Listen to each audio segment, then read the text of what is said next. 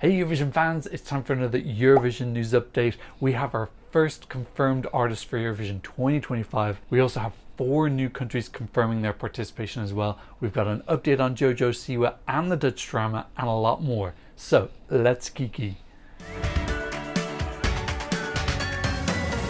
If you're new here, welcome. My name is Tom. I'm an Irish Eurovision analyst and you can find all of this stuff on my Eurovision channel. So we have our first artist for Eurovision 2025 and that is Theo Evan, who's going to be representing Cyprus. So it's another solo act for Cyprus. This is their 8th in a row. This is the 4th year's row that they've been alternating between male and female. So Silly Kapsas last year, Theo Evan this year, and he's actually from Cyprus as well. So recently they've been dipping into their pool of diaspora. This time they've actually chosen someone who is based on Cyprus. So funny enough, when I did the research for this news episode, he didn't have a Wikipedia page in English. He had one in German. Now he has a Wikipedia page in English. So if you want a Wikipedia page, enter into Eurovision, because that's the quickest way to get one made for yourself. He's born in Nicosia. We don't have an age. I'm guessing he's around mid-20s or so, but apparently he's been singing and dancing since the age of 7. He's actually got a YouTube page with 4 or 5 different songs on it. So I checked out those videos to get an idea of what his music vibe is, how he moves, what his dancing style is like.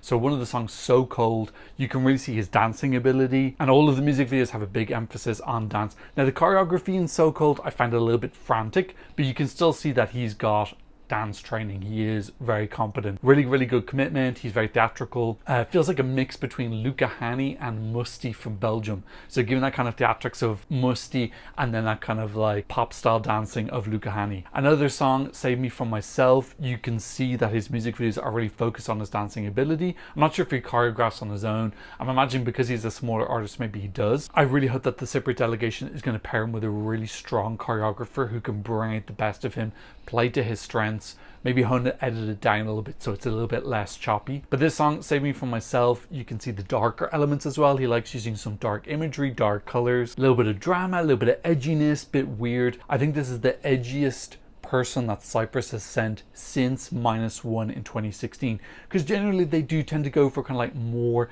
beautiful, aesthetically pleasing pop boys and pop girlies. So this is just something a little bit different. So this is quite exciting. He's not afraid to look a little bit ugly, grungy, grimy, talk about the darker elements. Some of the songs are talking about his battles with mental health. There's also talking about relationships as well. I feel like he's got a voice that's unique for Cyprus in recent years. This could be a sign that they're willing to try something different. Of all the songs on his YouTube page, I have to admit, I don't think any of them would be obvious qualifiers, but I do like the sound of it, and I really like his visual aesthetic. He looks very talented. He sounds good. He doesn't sound like he's forcing his voice too much. He's aware of his limitations vocally, and he sings within them, which is actually something really important, to know your limitations. Really strong dancer. He's definitely going to lean to that. He's comfortable working on the floor, working with different shapes, working with other dancers around him as well. He really likes having costumes, face makeup. So these are really cool ingredients that could be a really entertaining, different, attention-grabbing stage show. Something very different for Cyprus. If I was a songwriter, I would look at him and I would be very inspired. He gives me lots of ideas. So I'm hoping that they're going to pair him up with a really good songwriter, give him a really cool dark pop song with some energy and some of this evil dancing. Go really out there and just do something different for Cyprus. They have qualified 8 of the last 9 years. So in fairness to them, their strategy is really effective for such a small country, that they are able to qualify so consistently. But if you look at the results when they get to the final, they're, apart from Eleni Ferreira, never in the top 10. So if they want to take that next step to get towards getting their first win, they are going to have to do something that's a little bit outside the box. They've had this formula in recent years of very attractive looking people singing quite standard pop songs. I'm not saying that Theo Evan isn't attractive. I'm just saying the emphasis of his art seems to be a little bit more on dance, costumes, makeup. So it just feels like this strategically is a little bit different, and that's what I wanted from Cyprus. This seems like a real coordinated risk to me, so I'm excited about this. I want to see Cyprus do something. I want to see them threaten for the top 10. Even if it doesn't work and they end up non-qualifying, I want them to take a risk and do something different, and Theo could be the person to do that. Next, we've got an update on Jojo Siwa, who has been teasing the possibility of her representing Poland. She did like a live stream on Instagram, I think it was, talking about how she was in discussions with the people, the Polish people or the Eurovision people. TVP, the Polish broadcaster, came out and completely denied this. Now, do I believe TVP? Hell no, absolutely not. But on the same note, I do not blame TVP for lying, whether this is true or not.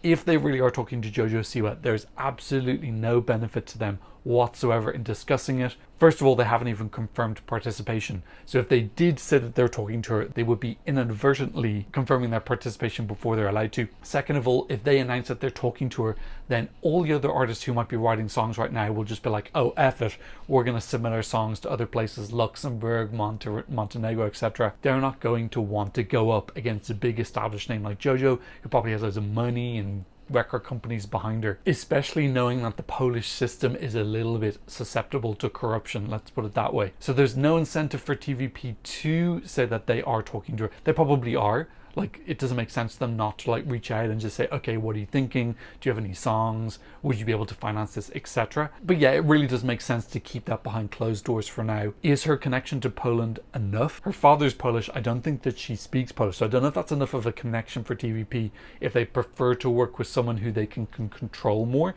because Jojo's obviously going to be pretty independent. She's got a big record company. Like, she's not huge in the States, but she's pretty well known. The power dynamic is different than usual. So yeah, look, I don't think it's going to happen, but I think it's kind of interesting that she's interested, because it would be something very different and daring for them, because Poland don't really take risks. It'd be very unexpected if they pick someone as out there as Jojo. Okay, let's get into some of our confirmations. We have 4 countries confirming for Eurovision 2025. The first of those is Czechia, who I'm really delighted are going to be at Eurovision 2025.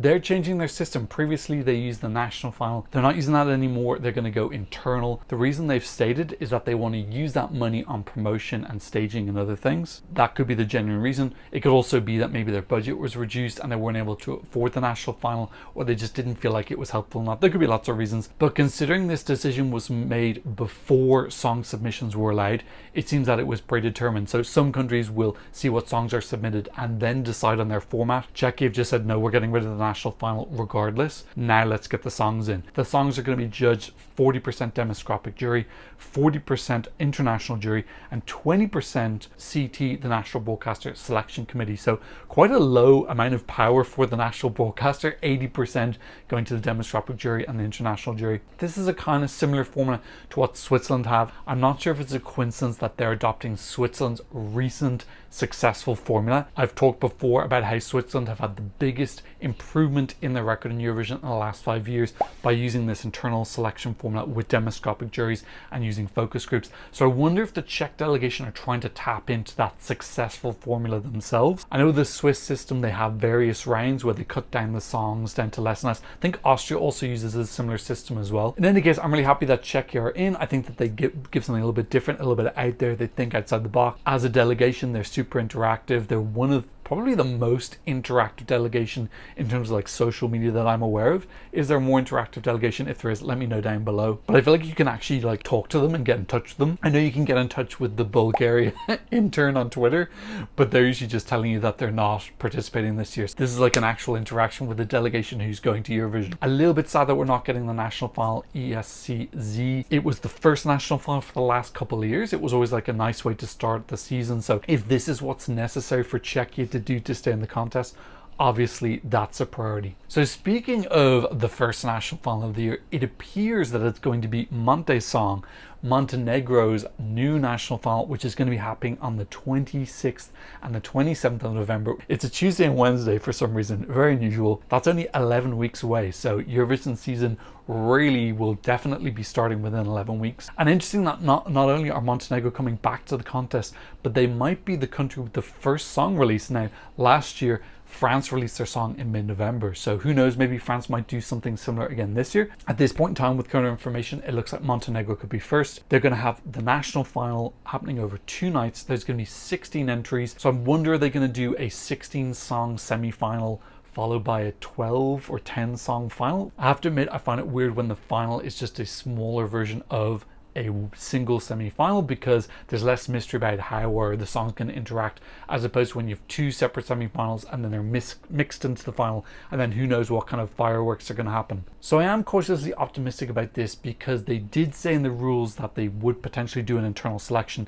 The fact that they're doing a 16-song national final implies to me that they did get some good entries and they felt like there was enough for a show. I'm really hoping that Darko Dimitrov will submit a couple of songs. He did Breathe in 2022 and he's done several songs for Serbia, and then obviously he's done a lot of songs for his native North Macedonia, including that beautiful ballad that they had in Junior Eurovision in 2023. I'm definitely expecting at least one song from him, maybe a couple. Daniel Alibabic, which is the best name I've heard today, is the festival director, and he says that he wants to make it into a Dora.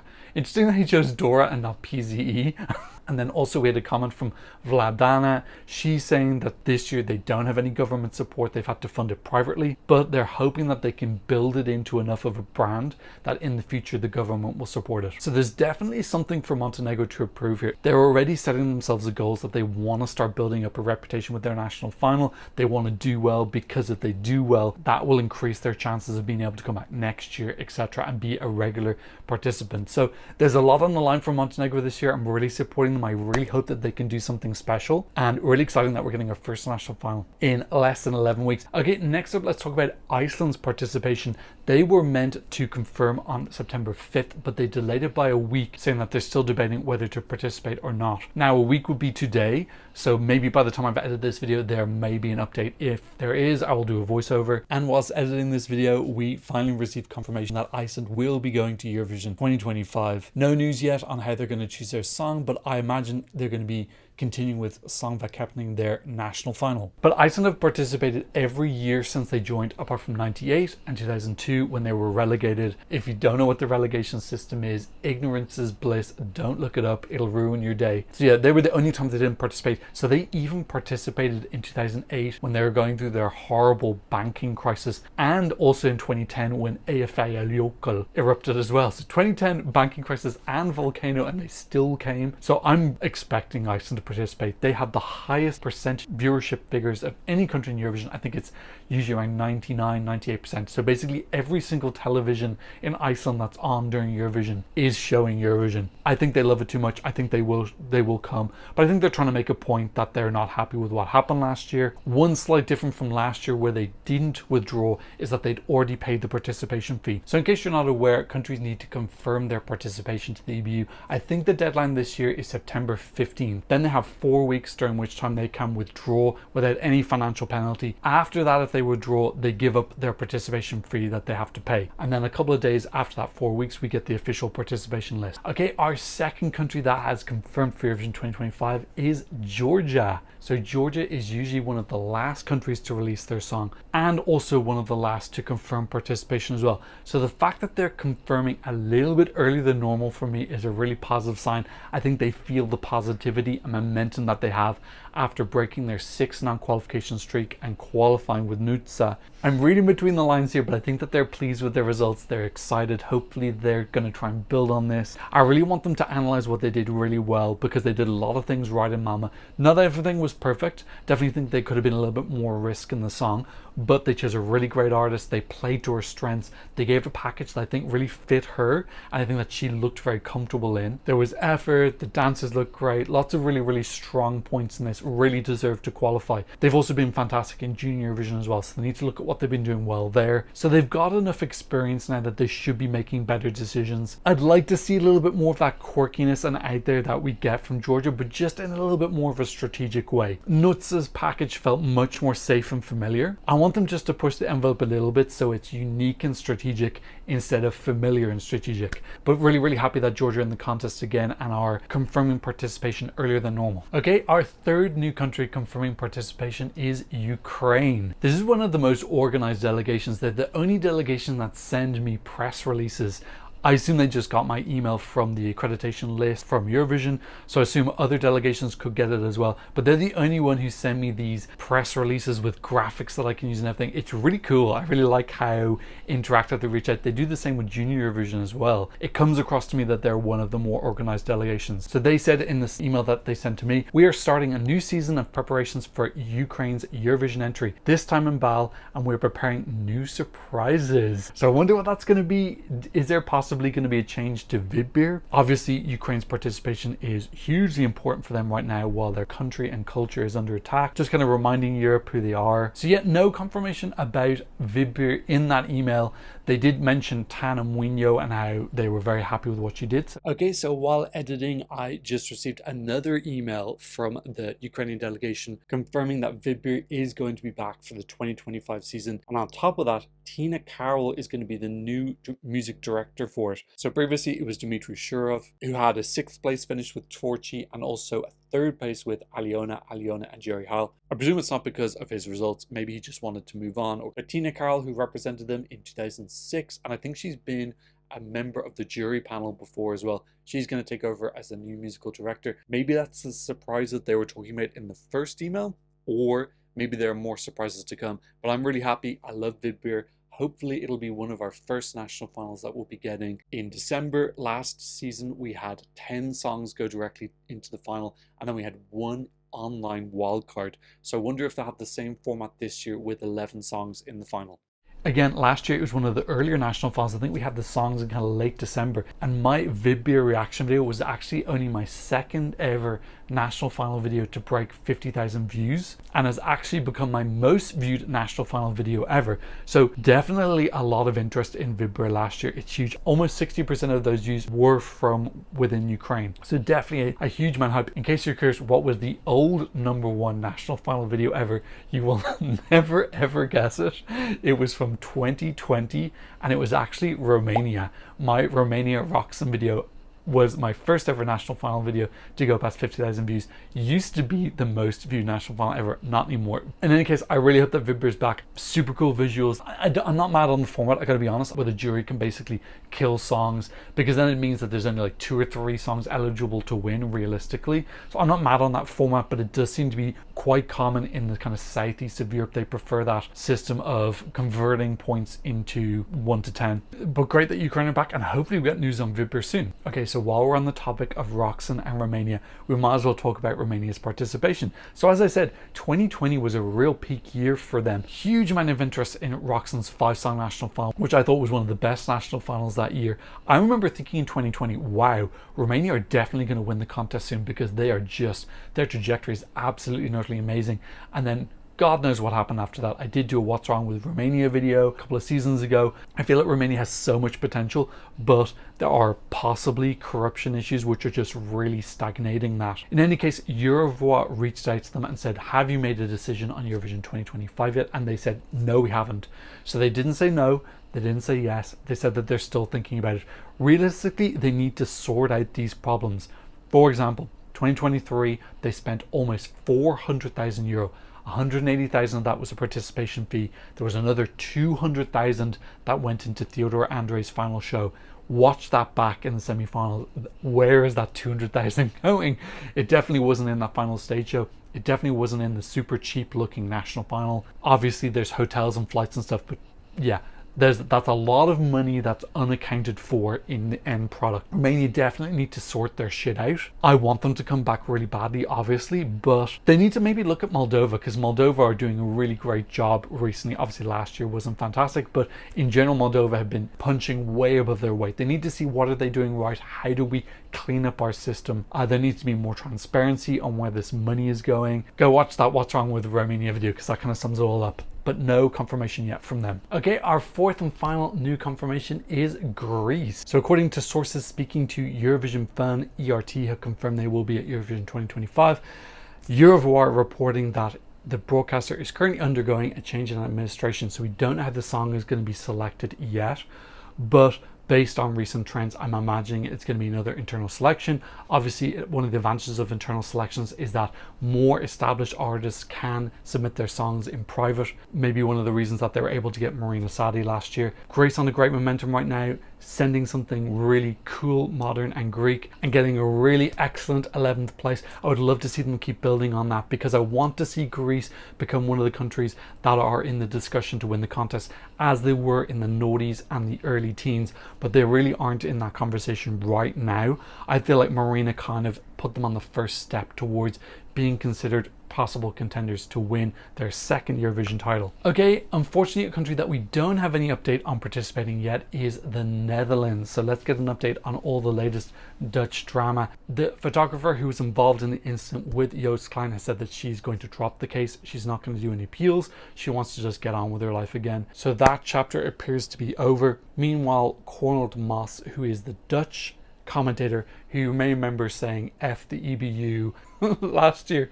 He said that he wants Netherlands to compete next year. Quote, I think the best answer is to participate and to cater for a good entry. That's a better answer than staying at home, sulking, preaching to the choir, adding to your own annoyance for another year while the caravan moves on. I think there was a slightly dodgy translation from Dutch there.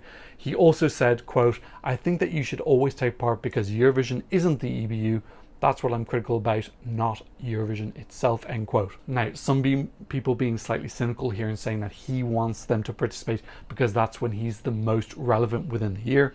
I don't know, I don't follow Dutch TV, so I don't know how Cornel Maas sits in the Dutch television sphere. I do want the Netherlands back. I totally get why so many people are pissed off. Hopefully the EBU have been having a lot of conversations with Avrotros behind the scenes, and we actually have a breaking news update about this situation. Avrotros have released a statement saying that they were visited by the EBU's Director of Media and given an extension to apply until November 1st. So as I said earlier in the video, countries were meant to register their interest to participate before September 15th. My guess is that Avrotros didn't. The EBU panicked and sent Director of Media to them to have a one-on-one meeting. So at least the EBU are actually reaching out, paying Avrotros a visit, which I think is the absolute least they could do. Avrotros saying that the dialogue with the EBU has started. In order to give this constructive dialogue a chance of success, Avrotros have requested a postponement for the decision on participation.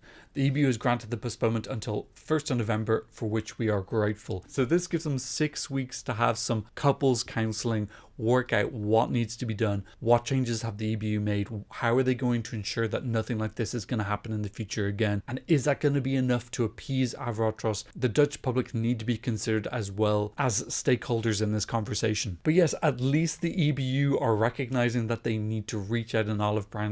Okay, so with that in mind, let's get an update on our current participation list, and we have 28 countries confirmed. Now Wikipedia was putting down Estonia as a confirmation as well, but the source for that was a tweet. For me, a tweet is not a confirmation. We need like an official confirmation from the broadcaster. That's not the idol. What is it? It's Nick, I know. Estonia are going to participate. I'm not saying they're not going to, but we just don't have that official confirmation yet. So yes, Greece, Czechia, Ukraine and Georgia, adding to the previous 24 to give us 28. We have 18 countries who are not yet confirmed. I am expecting Estonia, Iceland, Ireland, Poland, Moldova, Slovenia. Croatia seems extremely likely as well. They've talked about how they're doing Dora next year. They just haven't given that official confirmation, but I believe it's coming. Those are the kind of safer ones in my mind. Those 7, which would bring us to 35. Sorry, and Armenia as well. That would bring us to 36. So 36 already is a pretty decent number.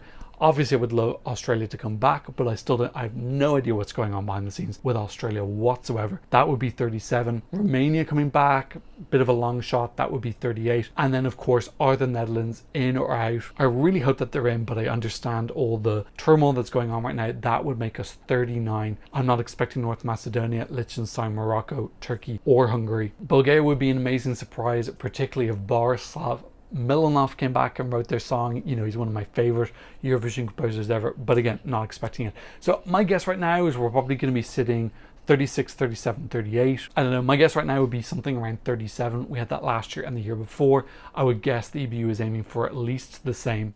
Okay, and some more participation news. I got so much news after I'd already filmed this video. Slovenia have registered to participate in Eurovision 2025. Now, as I said earlier in the video, that doesn't guarantee that they're going. They can still withdraw within the next 4 weeks without incurring any fine.